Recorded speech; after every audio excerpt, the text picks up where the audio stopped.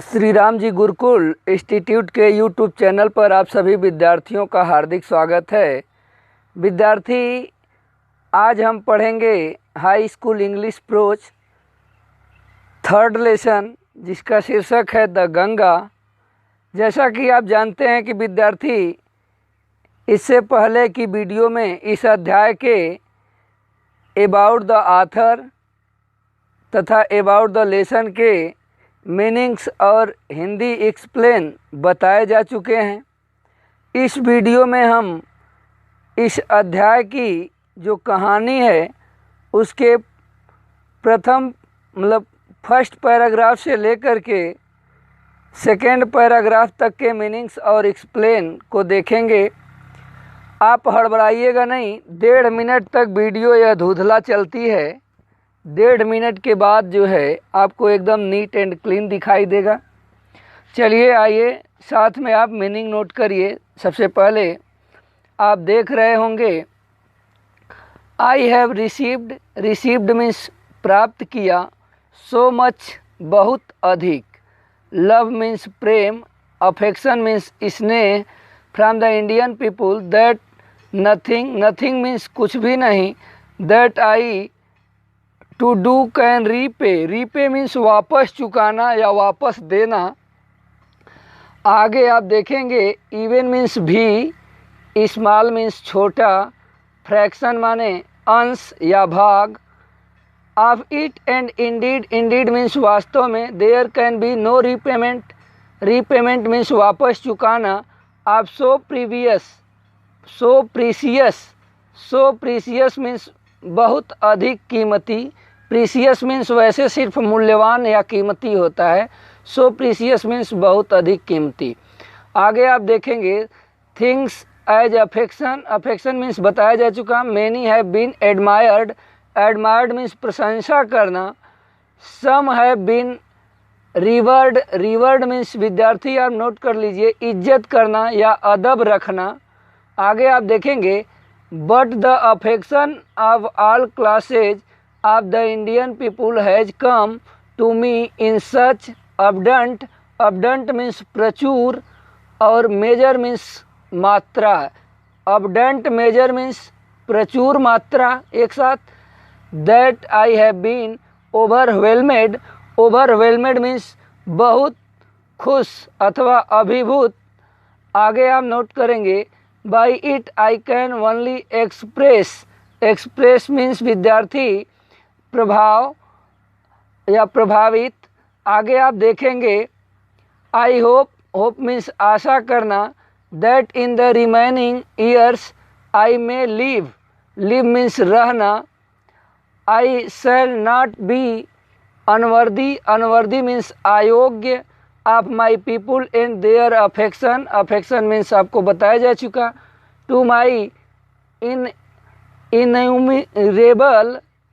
Innumerable means आप note कर लीजिए असंख्य, कॉमरेड्स मीन्स विद्यार्थी साथी, कॉलेजियस मीन्स सहभागी, आई ओ मीन्स ऋणी या कर्जदार या आभारी होना, एन इवेंट डीपर मीन्स जो है कि और अधिक गहरा, डेप्ट मीन्स आपको मालूम होना चाहिए कर्ज, ग्रेटिट्यूड मीन्स कृतज्ञता, we have been joint partners is great undertaking means विद्यार्थी कार्य, एंड हैव शेयर्ड मीन्स जो है सहभागी या सहभागी, द ट्रियम्फ मीन्स विजय या जीत।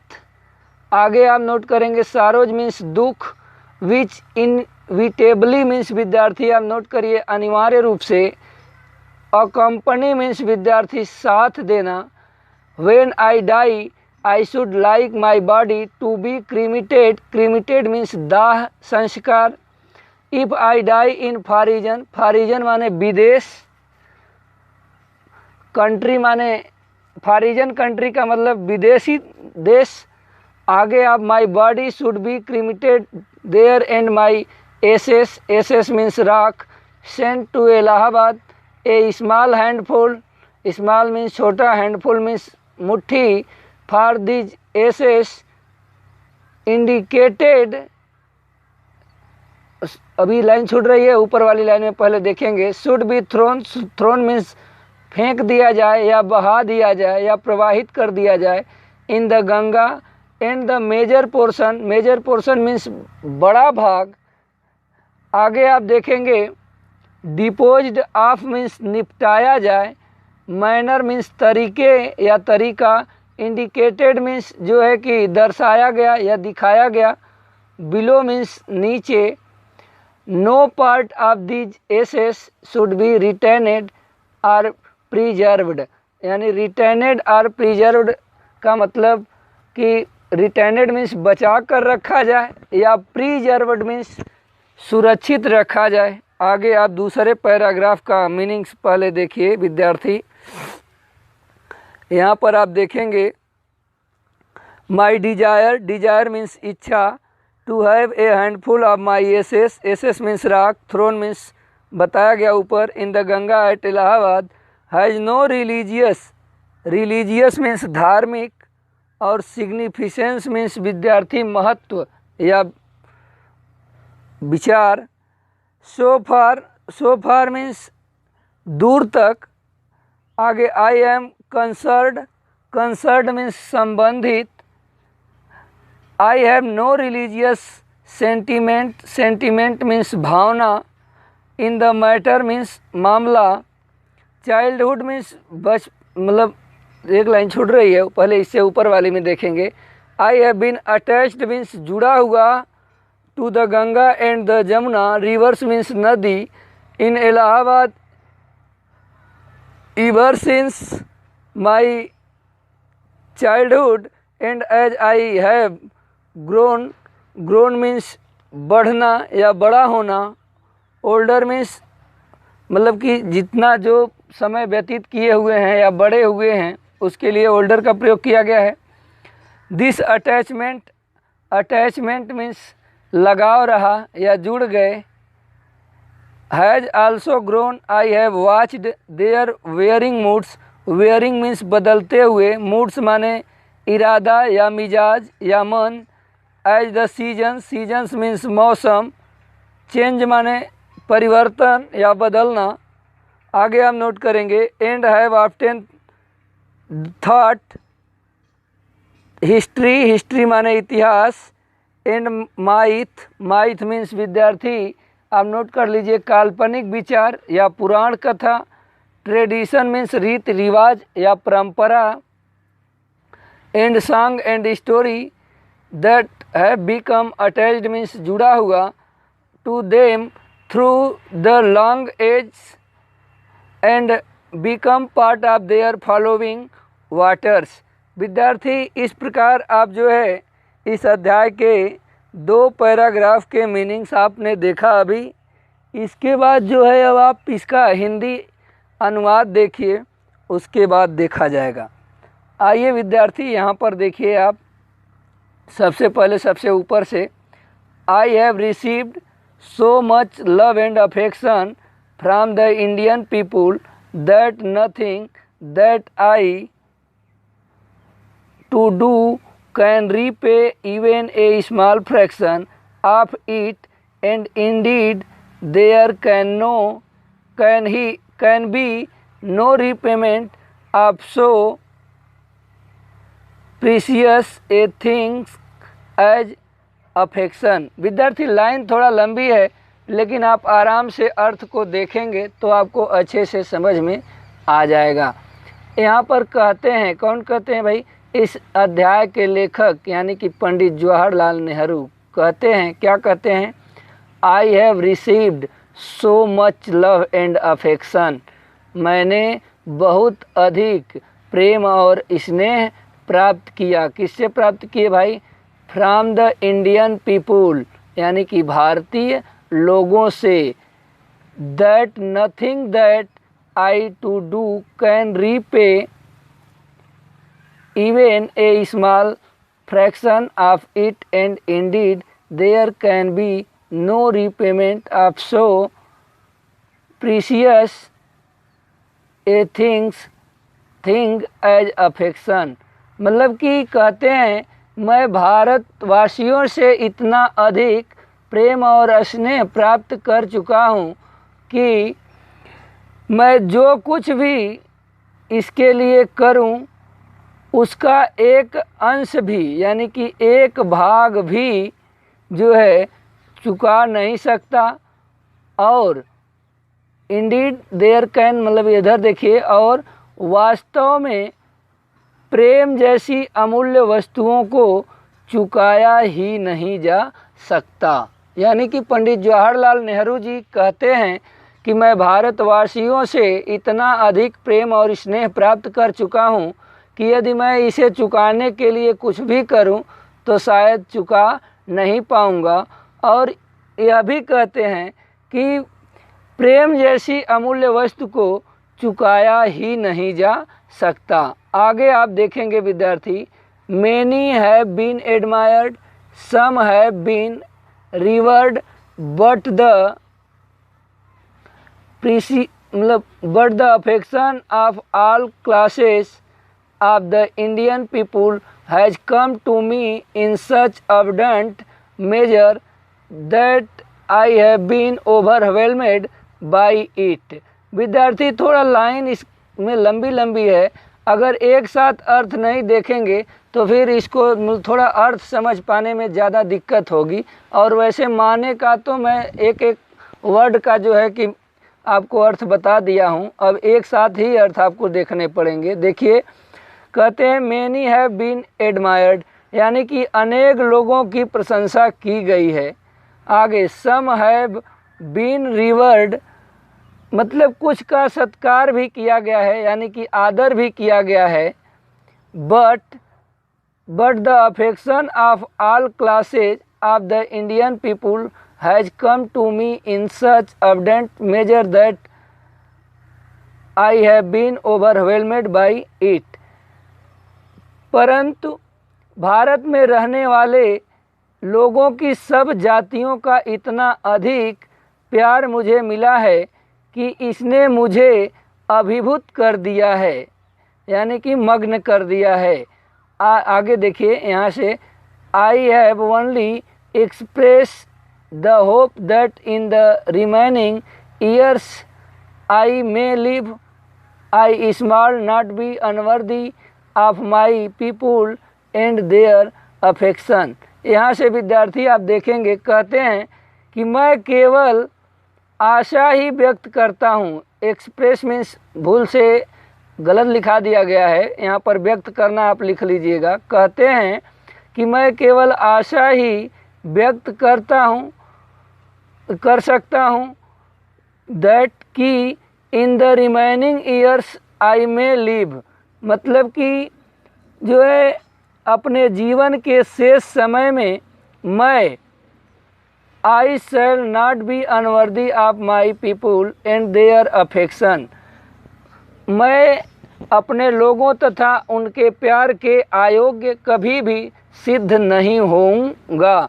यानी कि लेखक कहता है कि अनेक लोगों की प्रशंसा भी की गई है, कुछ लोगों का आदर और सत्कार भी किया गया है, किंतु भारत में रहने वाले लोगों की सभी जातियों का इतना अधिक प्रेम और स्नेह मुझे मिला हुआ है कि मैं उससे एकदम अभिभूत हो गया हूँ। और मैं सिर्फ केवल एक ही आशा व्यक्त कर सकता हूँ कि मैं अपने जीवन में कभी भी जो है उनके प्यार के यानी कि उनके स्नेह के अयोग्य नहीं होना चाहूँगा अथवा होऊंगा।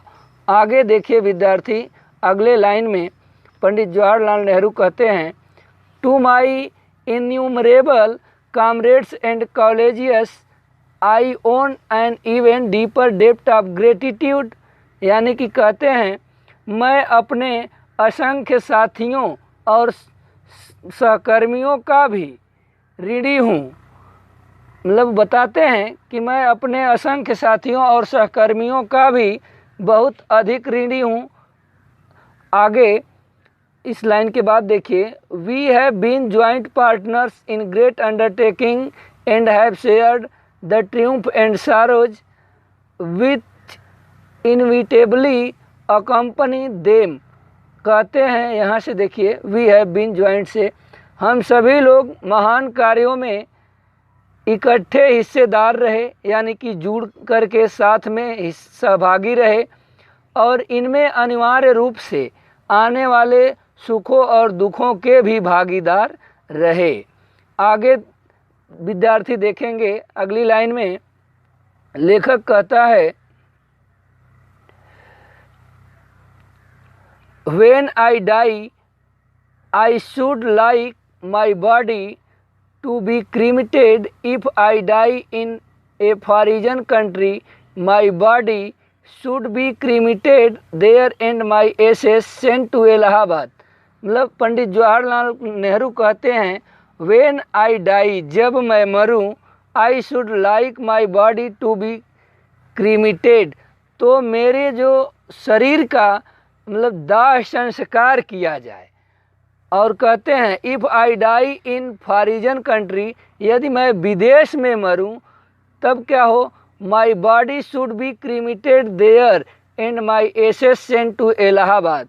मतलब कि कहते हैं यदि मैं विदेश में भी मरूं तो मेरे शरीर का वहीं पर दाह संस्कार कर दिया जाए और मेरी राख को इलाहाबाद भेज दिया जाए। इलाहाबाद क्यों भेज दिया जाए भाई, क्या करने के लिए? तो देखिए यहाँ पर बताते हैं, a small handful of these ashes should be thrown in the Ganga and their major portion of them disposed of in the manner indicated below. वे कहते हैं कि मतलब मेरी राख के एक मुट्ठी भाग को इलाहाबाद यानी कि गंगा नदी में प्रवाहित कर दिया जाए और मेजर पोर्शन यानी कि बचे हुए भाग को जो है disposed of in the manner indicated below, मतलब कि बचे हुए भाग को नीचे बताए गए तरीकों के अनुसार सुरक्षित किया जाए। मतलब अभी सुरक्षित नहीं किया जाए, मतलब बता रहे हैं कि इस नीचे बताए गए नियमों के अनुसार जो है विसर्जित किया जाए। आगे आप देखेंगे कहते हैं no part of these ashes should be retained of preserved, मतलब कि इन अस्थियों के किसी भी भाग को बचा करके सुरक्षित न रखा जाए। क्या किया जाए, अगले पैराग्राफ में देखिए क्या करने के लिए बता रहे हैं। कहते हैं my desire to have a handful of my ashes thrown in the Ganga at Allahabad has no religious significance so far as I am concerned। कहते हैं कि मेरी इच्छा है कि मेरी राख का एक मुट्ठी भाग गंगा नदी में यानी इलाहाबाद के गंगा नदी में प्रवाहित कर दिया जाए। हैज़ नो रिलीजियस सिग्निफिकेंस, वो भी मतलब कोई धार्मिक महत्व तो नहीं है उसका। ऐसा नहीं कि मतलब कोई धार्मिक दृष्टिकोण से बहाने के लिए कह रहे हैं कि गंगा में बहवा दिया जाए, नहीं, कहते हैं इसमें हमारा कोई धार्मिक महत्व नहीं है। So far as I am concerned, और ये भी कहते हैं कि इस मामले में मेरी कोई धार्मिक भावना भी नहीं है। आगे देखिए, I have no religious sentiment in the matter, I have been attached to the Ganga and Jamuna rivers in Allahabad ever since my childhood, and as I have grown older this attachment has also grown। यहाँ तक विद्यार्थी देखिए, line थोड़ा लंबा है। वह कहते हैं आई एम नो रिलीजियस, मतलब इसका तो हमने बता ही दिया कि इस मामले में उनका कोई धार्मिक महत्व नहीं है। क्या कह रहे हैं, आई हैव अटैच्ड, इससे देखिए I have been attached to the Ganga and the Jamuna rivers in Allahabad ever since my childhood, and as I have grown older this attachment has also grown. यहाँ तक देखिए, यहाँ से बता रहे हैं कि मैं अपने बचपन से ही इलाहाबाद में गंगा और यमुना नदियों से जुड़ा हुआ हूँ, और जैसे जैसे मैं बड़ा हुआ हूँ यह लगाव भी उसके साथ बढ़ा है।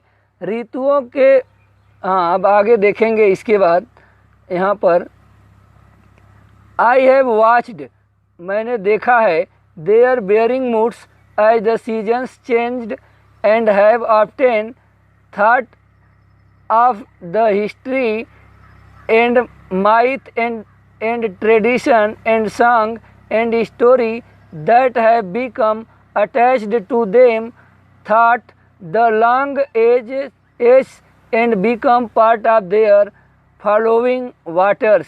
यानी कि ये लंबी लाइन है विद्यार्थी, थोड़ा सा आप मतलब ध्यान दीजिएगा। आपको कोई समझने में दिक्कत होगी तो वीडियो रिव्यू करके दोबारा देख लीजिएगा। कहते हैं यहाँ पर देखिए, I have watched there bearing moods as the seasons change, कि ऋतुओं के बदलने के साथ साथ मैंने उसके बदलते हुए भावनाओं को देखा है और प्रायः इसके इतिहास, पौराणिक कथाओं और परंपराओं, गीतों और कहानियों के बारे में विचार किया है। आगे बताते हैं, जो युगों युगांतर तक इसके साथ जुड़ी हुई है और उनके बहते जल का अंग बन गई है। इस प्रकार विद्यार्थी आपके इस अध्याय के 2 पैराग्राफ के मीनिंग्स और एक्सप्लेन कंप्लीट होते हैं। आप इनके मीनिंग को नोट कर लीजिएगा और इसके अनुवाद को अपने शब्दों के अनुसार व्यवस्थित करिएगा। फिर हम आपसे मिलेंगे अगली वीडियो में इसके अगले पैराग्राफ के साथ। तब तक के लिए आप लोगों को हरिओम, जय हिंद, जय भारत।